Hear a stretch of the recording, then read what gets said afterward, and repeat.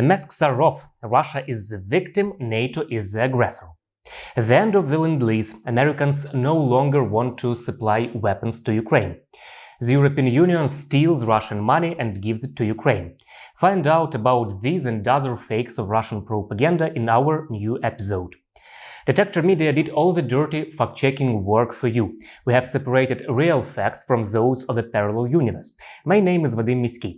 In the next 10 minutes, I will tell you about the most impressive examples of Kremlin propaganda, as well as about some international media that use unverified sources of information. Here we go. Russia is the victim and NATO is the aggressor in the war in Ukraine. This manipulative message is being spread by Russian propaganda media. Понятно, что Европа нам объявила войну, НАТО нам объявила войну, нас пытаются превратить в изгоя, поэтому нам надо готовиться воевать до конца. Propagandists are changing the narrative and inventing new reasons for the invasion of Ukraine. NATO, of course, is not the aggressor. Some allies are providing military assistance to Ukraine to help it defend itself against Russia's attack, but they are not taking part in the fighting. NATO allies have and are providing an unprecedented level of military support to Ukraine, also with modern systems. Allies have provided armored vehicles, also battle tanks, advanced air defense systems, and a wide range of different weapons. But I cannot go into the specific systems we are now considering. We are always considering to add more systems. But I think that as important as adding new systems is to ensure that the systems, the weapons we have already delivered, are actually operational, are working in an effective way, meaning that they need a vast amount of ammunition, spare parts, and also maintenance. So, for instance, we have advanced HIMARS systems. We have advanced air defense systems like the NASAMS or the Krotal and the IRIS-T from Germany. Ukraine receives weapons with a single purpose: to restore its territorial integrity. Since Russia's illegal annexation of Crimea in 2014, NATO has implemented the largest reinforcement of our collective defense in a generation. Now we are doing even more to prevent the conflict in Ukraine from escalating and to protect and defend every inch of Allied territory. We have doubled the number of battle groups in the east of the alliance from 4 to 8. We have also increased our ability to reinforce them up to brigade level. And we are putting more troops on higher readiness, so they are ready to respond whatever and whenever needed. It was Russia that started the war back in 2014, seized portions of 2 regions and occupied Crimea. And in February 2022, it started a full-scale war against Ukraine. Consider for a moment the alternative world that Vladimir Putin yearns for. The reason why his onslaught against Ukraine offends every fibre of my being is not simply that it's morally abhorrent, although of course it is. And it has nothing to do with the accident of geography that Putin is waging his war in Europe. No. What really chills the blood is that he is prepared to destroy the laws that protect every nation and by extension every person across the globe. Putin's goal is to turn back the clock to an era when might was right and big countries treat their neighbors as prey. Are we sending troops to Ukraine? No, we're sending material like we have, billions of dollars. But the propagandists may get to the find out stage. The war in Ukraine can get out of control and turn into a war between Russia and NATO, according to the concerns of NATO Secretary General Jens Stoltenberg. And he added, quote, "We are working every day to avoid this." Americans no longer want to supply weapons to Ukraine. Such fakes are being spread by pro-Kremlin media. The propagandists reference the Washington Post. It supposedly says that American citizens do not support Ukrainians and demand to stop supplying weapons. They claim that Ukraine should sit down at the negotiation table with Russia. This is a fake, Stop Fake Project reports. The article says a strong majority of Americans continue to support sending arms and economic aid to Ukraine, according to the poll. However, the Washington Post noted that the opinions of Americans are divided. The United States will continue to support Ukraine in the fight against the aggressor. So we have these front lines in eastern and southern Ukraine. There hasn't been a tremendous amount of movement since the very significant recapture of Kherson by the Ukrainian forces.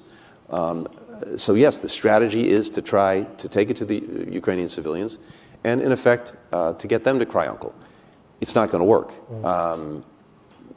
Now, having said that, there's tremendous suffering that's going along with that. And when you're seeing, again, as you're heading into winter, Jens Stoltenberg, the Secretary General of NATO, called this the weaponization of winter. That's the effort made by the Russians now. But there's something else happening. Just as we've been working in a very effective and coordinated fashion with dozens of countries to make sure that we were getting the Ukrainians the defensive equipment that they need, the weapons that they need to defend themselves, we're doing the same thing on the energy side of the equation. Working in a coordinated way through the G7, in coordination with the European Union, in coordination with the World Bank, EBRD, and others, to try to make sure that they have the resources as necessary to repair and to replace the components of their electric grid that are being destroyed by the Russians. Next year, Ukraine expects to receive $38 billion in assistance from the United States. This request was addressed to the Congress by the White House. The European Union steals Russian money and gives it to Ukraine. Such fakes are spread by pro-Kremlin propagandists. They say that Europe is spending Russian money, not its own. However, this is not true. In fact, the case is about 68 billion euros of Russian assets frozen by the EU. The EU is developing a plan to confiscate frozen Russian assets on behalf of Ukraine. In addition, due to the ongoing bloody war, the EU approved the 9th package of sanctions against Russia. First, we are proposing to add almost 200 additional individuals and entities to our sanctions list. This includes the Russian armed forces, as well as individual officers and defense industrial companies, but also members of the State Duma, of the Federation Council, ministers, governors, and political parties among them. This list covers key figures in Russia's brutal and deliberate missile strikes against civilians and in the kidnapping of Ukrainian children to Russia, and in the theft of Ukrainian agricultural products. High Representative Borrell will tell you more about this. Second, we propose to introduce sanctions against 3 additional Russian banks. We will cut Russia's access to all sorts of drones and UAVs. We propose to ban the direct exports of drone engines to Russia and the export to any third countries, such as Iran, which could supply drones to Russia. The EU will also provide Ukraine with financial assistance to rebuild the country. Diese Plattform nun rasch aufzubauen unter Beteiligung der Ukraine, internationaler Finanzinstitutionen und weiterer Partner. Der Wiederaufbau der Ukraine wird eine Menschheitsaufgabe, vergleichbar vielleicht mit dem Marshallplan nach dem Zweiten Weltkrieg. Ich bin überzeugt, es ist unsere Einigkeit, unsere Entschlossenheit, die dazu geführt hat, dass der russische Präsident heute ganz alleine dasteht. Und wir fordern Putin erneut auf, das sinnlose Töten in der Ukraine zu beenden und seine Truppen zurückzuziehen. This Russian propaganda fake is aimed at discrediting the European Union and its assistance. A graffiti with Volodymyr Zelensky swallowing money like a black hole appeared in Paris.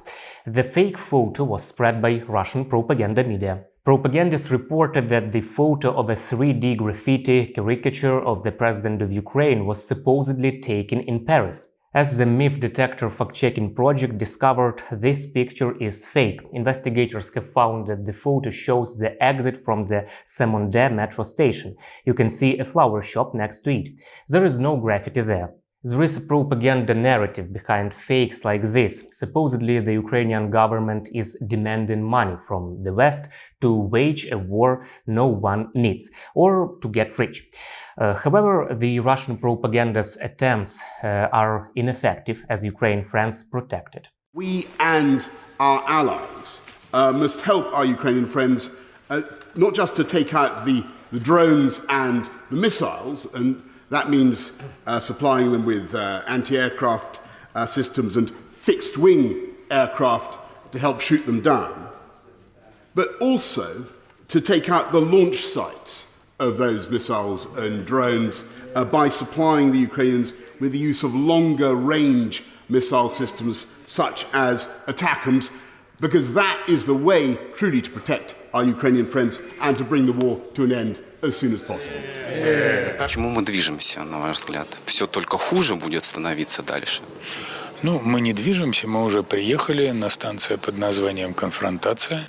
Нас никто не любит, и любить особо нас не собирается. Mr. Peskov is right. Russia has indeed a right. However, not to the confrontation station, but to the defeat station. Ukraine will win. Have a good day and see you next time.